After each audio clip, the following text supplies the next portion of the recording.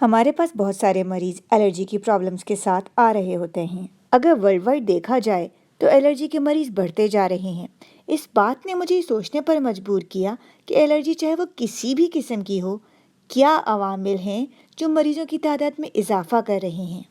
اس video کے ذریعے ہم یہ سمجھنے کی کوشش کرتے ہیں کہ الرجی کیا ہے، یہ کن اقسام کی ہوتی ہے، یہ مرض گلوبلی اس قدر کیوں بڑھ گیا ہے، ہم کن اصولوں پر چل کر اپنے اندر الرجک ٹینڈنسی کو کم کر سکتے ہیں۔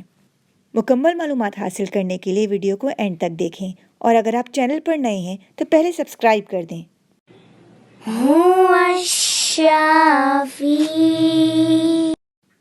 الرجی کیا ہوتی ہے؟ کیا یہ کسی قسم کا انفیکشن ہے یا پھر جسم کی کمزوری؟ نہیں، بلکہ الرجی بے ضرر مادوں کے جسم سے ٹکراؤ پر قوت مدافعت کا غیر معمولی تیز رد عمل ہوتا ہے۔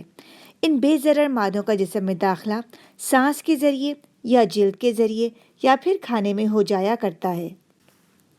اس طرح الرجی بھی کئی اقسام کی ہو سکتی ہیں، جیسے سانس کی الرجی یا اسکن کی الرجی یا فوڈ الرجی وغیرہ۔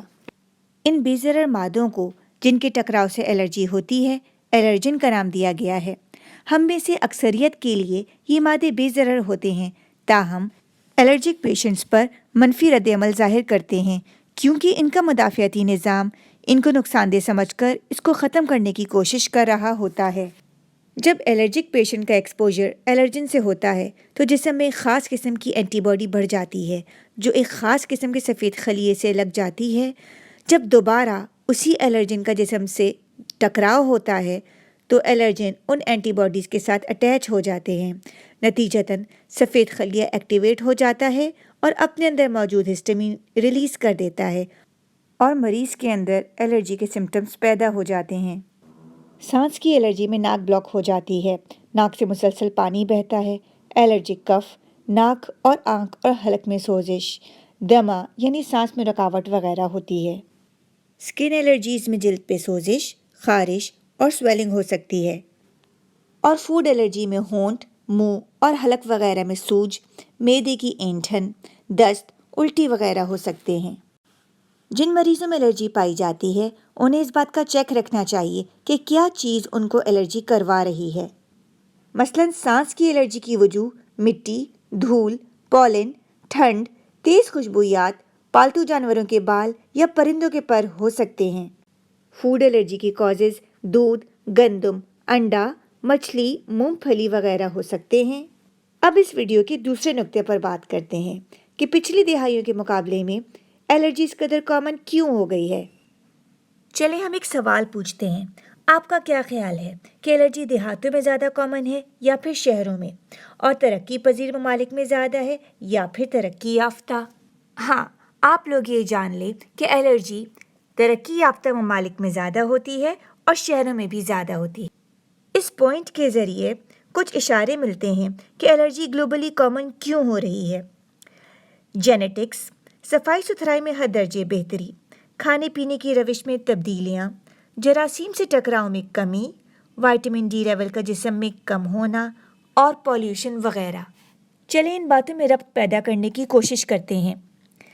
الرجی جینز کے ذریعے اگلی جنریشن میں ٹرانسمٹ ہو رہی ہوتی ہے، یعنی جو پیرنٹس الرجک ہیں یا رہے تھے ماضی میں، ان کے بچوں میں الرجک ٹینڈنسی زیادہ ہوتی ہے۔